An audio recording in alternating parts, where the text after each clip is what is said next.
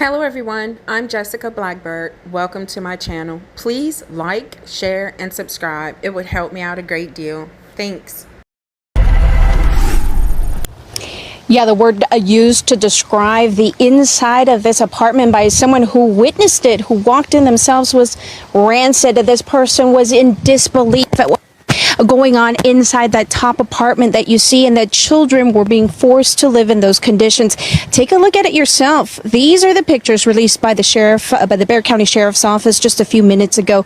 There is trash, feces, rodents, and other things crawling inside of the apartment. The three-bedroom apartment, we're told, was full to the brim of trash. 4 children between the ages of 2 to 13 were forced to live in this. One of them, an 8-year-old, told deputies she missed a lot of school because of headaches. Piles of trash bags full of old food, feces, animal and human in the apartment, insects, literally rats crawling over the detective's feet. We couldn't figure out how it is that kids have been living in these conditions for any amount of time at all. And tonight we know that a man and a woman, the parents of these children, are under arrest and facing 4 counts of child neglect.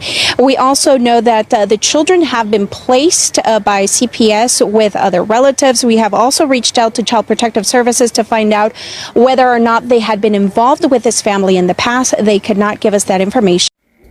This is 37-year-old Danielle Kinsey and 33-year-old Paul Kinsey.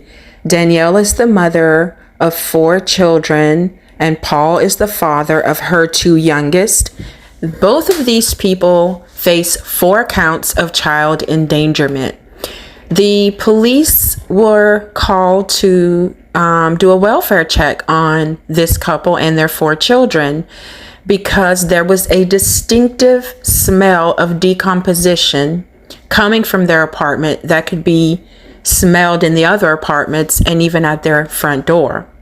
And there were rats crawling over the detective's feet when they got there and started to see animal feces, insects, piles of trash bags were everywhere.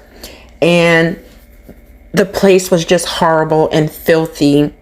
You can see the bathtub covered in filth, the floor. They were using the floors like trash cans. There's no way that anyone was taking a bath in that bathtub.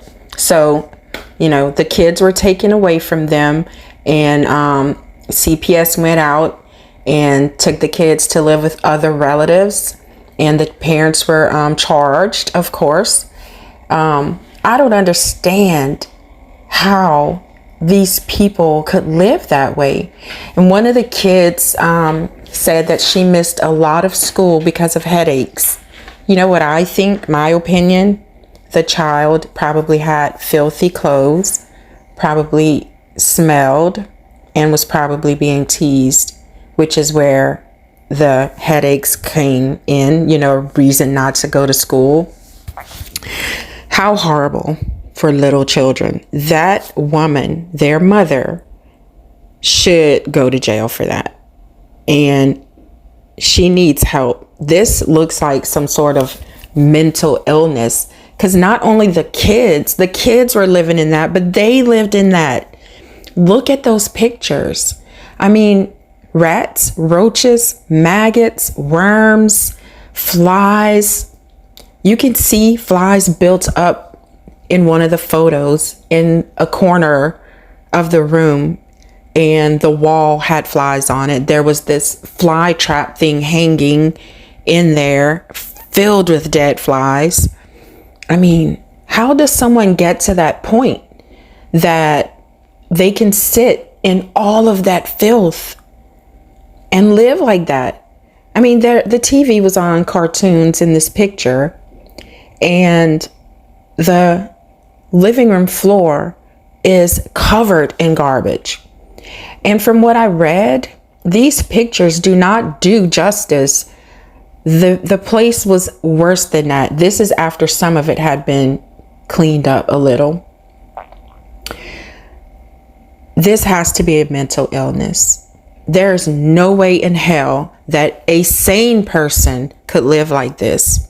And also, I wonder if they were on drugs. I mean, were they so deep into addiction?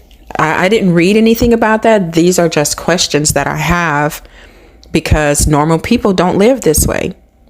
This is reminding me, for some reason, of Lacey Fletcher's parents, how they allowed their daughter to sit and live in filth until she died.